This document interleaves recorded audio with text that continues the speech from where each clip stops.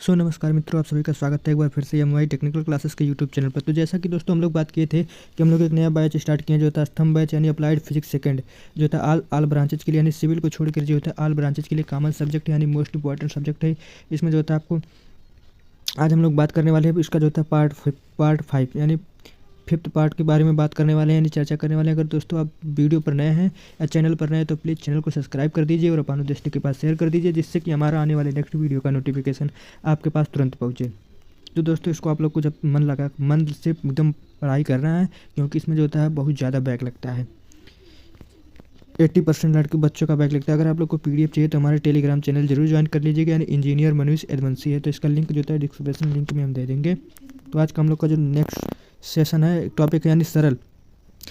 आवर्त गति करते हुए जो होता है पिंड की ऊर्जा क्या होती है, एनर्जी ऑफ है जो होता है पार्टिकल परफॉर्मिंग जो होता है सिंपल हार्मोनिक्स मोशन, यानी क्या होता है सरल आवर्त गति करते हैं, यानी सिंपल हार्मोनिक्स मोशन गति करते हैं, यानी मोशन करते हुए जो होता है पिंड का प्रतियास्थन जो होता है प्रतियास्थन बल कार्य करता है, या प्रतियर्तन जो होता है प्रत्ययन बल जो होता है पिंड के सदैव जो होता है साम्य स्थिति में लगने वाले प्रयत्न करता है, यानी प्रयत्न करता है। इस जो होता है इस बल के कारण जो होता है पिंड की स्थितिज ऊर्जा के जो होता है यानी पोटेंशियल जो होता है एनर्जी, यानी पोटेंशियल एनर्जी जो होता होती है। और चूंकि दोलन जो होता है दोलन गति करता हुआ पिंड में गति भी जो होता होती है, इसीलिए जो होता है पिंड की गतिज ऊर्जा भी कहते हैं, यानी दोलन के जो होता है गति करते हुए पिंड के जो होता है स्थितिज ऊर्जा के गतिज ऊर्जा में परस्पर एक दूसरे के समरूपता होती रहती है। जो होता है घर्षण गुणांक, घर्षण जो होता है घर्षण इत्यादि के कारण जो होता है नगण्य माना जाता है। तो सिंपल हार्मोनिक्स मोशन करता हुआ स्थैतिक ऊर्जा को तथा गतिज ऊर्जा का योग सदैव निश्चित, यह एक जो होता है सिंपल हार्मोनिक्स मोशन की कुल ऊर्जा का कहलाता है। इसका डायग्राम जो होता है आप लोग देख लीजिएगा, यानी जो होता है ये विस्थापन को दर्शाता है, यानी ये प्रतियास्थन को दर्शाता है। यानी जो होता है बल होता है ये एक्स एक्सिस वाई एक्सिस जो होता है ये माइनस वाई होता है, ये जो होता है एफ वाई होता है, ये एक्स होता है। ये मोस्ट इंपॉर्टेंट डायग्राम आप लोग जरूर बनाइएगा। अगला जो होता है स्थितिज ऊर्जा कहते हैं पोटेंशियल एनर्जी, यानी माना यम द्रव्यमान यम एक पिंड दोलन गति करता रहा, यदि टी समय पर जो होता है पिंड का साम्य स्थिति वो विस्थापन वाई हो तो निम्न नियत जो होता है कोण यानी कोणीय ओमेगा जो होता है कोणीय वेग यानी ओमेगा से होता है, यानी वाई इक्वल टू जो होता है ए साइन ओमेगा टी होता है। Most important question. अगला क्वेश्चन जो है यानी जहाँ जो होता है ए दोलन जो होता है गति करता हुआ आयाम पिंड जो होता है यानी जैसे v equal to d y upon D t, यानी a omega cos omega T होता है, यानी इसीलिए पिंड का त्वरण जो होता है यानी ए बराबर जो होता है यानी D V upon D T equal to minus omega square A sine omega T होता है, यानी A equal to minus omega square upon Y होता है। यानी अब पिंड पर लगने वाला प्रतियतन बल जो होता है यानी एफ जो होता है द्रव्यमान इंटू त्वरण होता है, यानी एफ बराबर एम इंटू ए होता है, यानी F equal to minus m v का स्क्वायर एम ओमेगा का स्क्वायर इक्वल टू वाई होता है। चूँकि y proportional to minus y होता है, यानी f proportional to minus y होता है, तथा परिवर्तन बल जो होता है विस्थापन के माध्यम चित्र 1 पॉइंट इतने में दिखाया गया है 49 में दिखाया गया होगा। माना बाह्य बल द्वारा जो होता है पिंड का प्रतिस्थान जो होता है प्रत्ययन बल के विरुद्ध जो होता है डी वाई विस्थापित होने के लिए जो होता है डी डब्ल्यू कार्य किया जाता है। डी डब्ल्यू equal to minus f d y minus m omega के स्क्वायर वाई डी वाई होता है, यानी d omega equal to m v square equal to y d होता है। अतः वाई जो होता है विस्थापन के लिए जो होता है बाह्य बल द्वारा कृत्य जो होता है कुल बल जो होता है, नहीं तो ये जो होता है ये इंटीग्रेशन 0 से y equal to d omega into ये होता है। अगला जो होता है नेक्स्ट क्वेश्चन होता है, यानी चूँकि पिंड के विस्थापन जो होता करने के लिए जो होता है यह कार्य जो होता है स्थितिज ऊर्जा के रूप में जो होता है संचित होता है, इसलिए वाई पिंड विस्थापन पिंड के संचित करते हैं, यानी u equal to half m v square y square होता है, यानी मोस्ट इंपॉर्टेंट फार्मूला होता है। नोट पॉइंट यानी साम्य स्थिति वाई इक्वल टू 0 रखने पर पिंड की स्थिति ऊर्जा शून्य होती है। अगला पॉइंट यानी अधिकतम विस्थापन वाई इक्वल टू ए रखने पर होता है पिंड की स्थिति ऊर्जा अधिकतम यानी half m v square a square हो जाता है। अगला नेक्स्ट देखते हैं थर्ड पॉइंट जो होता है अतः सिंपल हार्मोनिक्स मोशन गति करता हुआ स्थिति ऊर्जा का half m v m omega square यानी ए स्क्वायर माध्यम रहते हैं। यानी अगला जो होता है स्थिर गतिज ऊर्जा यानी काइनेमेटिक एनर्जी क्या होता है, यदि दोलन गति करता हुआ पिंड का जो होता है किसी कण वेग के यदि भी है तो पिंड की जो होता है गतिज ऊर्जा कहलाता है, यानी के इक्वल टू हाफ द्रव्यमान इंटू वेग का स्क्वायर यानी k equal to half m square into v square होता है। अगला जो होता है k equal to half m square into omega square under root में a square minus y square होता है, यानी k equal to half m v square m omega square bracket में a square minus y square होता है, यानी right answer. Most important ये formula इसको रट लीजिएगा आप लोग। अगला नेक्स्ट क्वेश्चन जो होता है ये भी नोट पॉइंट, यानी साम्य स्थिति वाई इक्वल टू 0 रखने पर तो यानी ए बराबर एम वी स्क्वायर यानी तो हो चुका है, यानी इत्यादि जो होता है घर्षण इत्यादि जो होता है कारणों की ऊर्जा होने से ऊर्जा हानि ना हो रही हो तो दोलन गति करता हुआ जो होता है किसी पिंड का जो होता है कुल सदैव ऊर्जा नियत होता है। हम जानते हैं कि omega equal to 2 pi n, यानी जहाँ एन आवृत्ति होता है, यानी equal to half m omega square equal to half m bracket में 2 पाई एन का whole square into a square, यानी इक्वल टू जो होता है कैपिटल इक्वल टू 2 एम जो होता है 2 एम यानी पाई का square in square upon A square होता है। ये भी मोस्ट इंपॉर्टेंट होता है।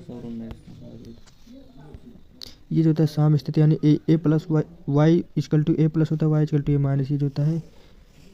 ये डॉटेड लाइन होता है, यानी कुल ऊर्जा रेखा होता है, यानी स्थिति ऊर्जा रेखा। ये ऊपर जो होता है दर्शाता है ऊर्जा को, नीचे जो होता है विस्थापन वाला होता है। यानी चित्र के अनुसार यानी स्थिति ऊर्जा जो होता है गति की ऊर्जा के जो होता है वर्क एक साथ दिखाए गए होते हैं। चित्र से स्पष्ट होता है कि जो होता है भी स्थिति है दोनों ऊर्जाओं का योग कुल ऊर्जा के बराबर होता है। साथ ही साथ यह जो होता है परिलक्षित होता है और की दोनों परिऊर्जाएं जो होता है परस्पर एक दूसरे के जो होता है रूपांतरित होती रहती है और इसीलिए जो होता है यह एक प्रकार का ऊर्जा स्थानांतरण सिद्ध होता है। नोट पॉइंट, कुल ऊर्जा की आवृत्ति आयाम वेग के अनुपात समानुपाती होती है, E proportional to N square upon A तथा E proportional to A square होता है। अगला पॉइंट 2 जो होता है सरल आवर्ती गति करता हुआ ऊर्जा जो होता है परिवर्तन आवृत्ति के जो होता है परिवर्तन की आवृत्ति और जो होता है आवर्त गति की आवृत्ति की जो होता है 2 गुना होती है, यानी मोस्ट इंपॉर्टेंट है। अभी अगला जो होता है नेक्स्ट क्वेश्चन, अधिमुक्त जो होता है पर दीप का आ जो होता है मंदित दोलन यानी फ्री प्रेड्स एंड जो होता है डिपेंड और रिलेक्शन, यानी मुक्त दोलन क्या होता है, यानी फ्री जो होता है मुक्त दोलन यानी जो होता है किसी दोलन करता हुआ जो होता है किसी जब किसी दोलन करने वाले जो होता है पिंड को उसकी साम स्थिति के साथ थोड़ा सा विस्थापित जो होता है कुछ करे के जो होता है छोड़ दिया जाता है तो पिंड की अपनी साम स्थिति में इधर उधर दोलन करने लगता है। इस अवस्था में जो होता है पिंड आसानी से स्वाभाविक आवृत्ति जो होता है से दोलन करता हुआ पिंड के जो होता है दोलन आयाम स्थिर रहता है और तथा समय के साथ जो होता है परिवर्तन नहीं होता रहता। अतः जब हम किसी जो होता है पिंड को जो होता है बिना किसी बाह्य बल लगाए हुए जो होता है दोलन कराते हैं, जैसे कि ये जो होता है विस्थापन वाली लाइन होती है यानी ये प्लस, ये जो होता है समय की लाइन होती है, यानी जो होता है इसे दोलन कोई वस्तु करेगा तो ये पॉजिटिव निगेटिव होता रहता है। अतः दोलन करता हुआ उसके आयाम जो होता है में समय के साथ जो होता है परिवर्तन ना हो तो इस प्रकार के दोलन जो होता है मुक्त दोलन कहते हैं। उदाहरण के लिए जैसे एक सरल दोलक जो होता है एक सरल दोलक की दोलन गति करता हुआ इस प्रकार के दोलन के में पिंड की कुल ऊर्जा सदैव नियत रहती है, परंतु इस प्रकार के दोलन जो होता है प्राप्त करने का जो होता है प्रयोगमिक दृष्टि से संभव नहीं होता है। नेक्स्ट क्वेश्चन जो होता है हम लोग का जो होता है प्रेरित जो होता है दोलन क्या होता है, यानी ये जो होता है जब किसी पिंड का जो होता है अपने स्वाभाविक आवृत्ति के दोलन से जो होता है करके हुए किसी बाह्य बल जो होता है की आवृत्ति दोलन करता है तो इस प्रकार के दोलन को जो होता है प्रेरित दोलन कहते हैं। यानी उदाहरण के लिए जो होता है यदि किसी सरल लोलक के हाथ से जो होता है पकड़ कर उसे दोलन कराया जाता है तो यह प्रेरित दोलन का होता है। जैसे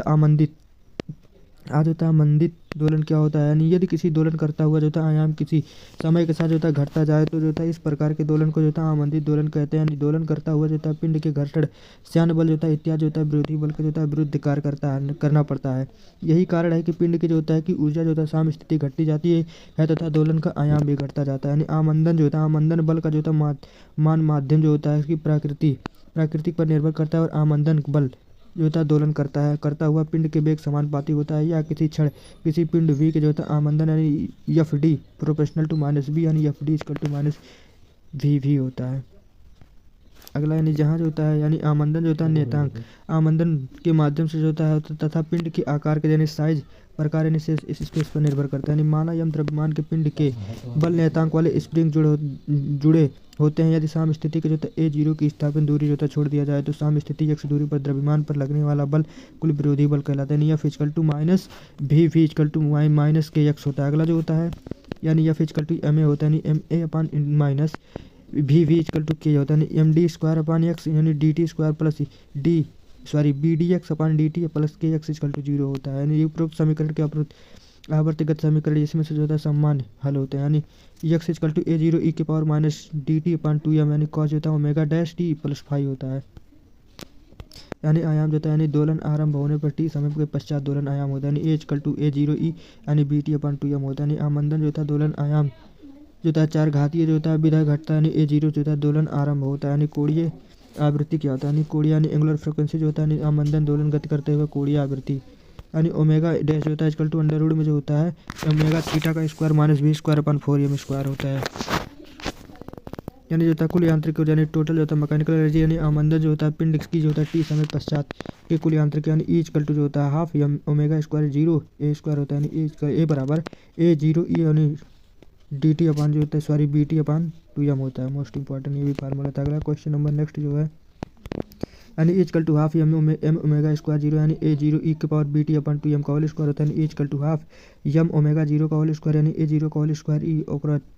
BT अपन एम होता है। यानी जो होता है E0 equal to half m omega square zero A0 का होल स्क्वायर यानी आरंभ की आंतरिक इसीलिए होता है। यानी E इक्वल टू जो होता है E0 e यानी BT के पावर m होता है। मोस्ट इंपॉर्टेंट फार्मूला है, अभी ज़्यादा उतना इंपॉर्टेंट नहीं है सब। यानी जो होता है ये अनुनाद जो होता है ये मोस्ट इंपॉर्टेंट है। यानी दोलन करता हुआ जो होता है किसी पिंड का स्वाभाविक आवृत्ति तथा पिंड के उपरोक्त जो होता है आवृत्ति बाह्य बल की आवृत्ति समान हो जाए तो पिंड के दोलन जो होता है आयाम एक बहुत बढ़ जाता है और सरल आवर्ती गति में इसे घटने का जो होता है अनुनाद कहते हैं। यानी माना किसी स्वाभाविक आवृत्ति जो होता है यानी F तथा बाह्य बल की आवृत्ति यानी E जो होता है यदि पिंड के आरोपित बाह्य बल होते हैं तो यानी A इक्वल टू जो होता है जो होता है F0 यानी 4 पाई स्क्वायर एम ब्रैकेट में ई एन के होल स्क्वायर माइनस ई यानी F का होल स्क्वायर होता है। यानी उपरोक्त सूत्र से स्पष्ट होता है। यानी ई एन यानी ई बराबर होता है यानी F दोलन आयाम के मान अनंत हो जाए तो ये परंतु व्यवहारिक करण के आयाम न होने का बहुत अधिक अवश्य हो जाता है। यानी अनुनाद का उदाहरण होता है सोने का जो होता है सब जब पुल पार करना होता है तो जो होता है सैनिक जो होता है एकदम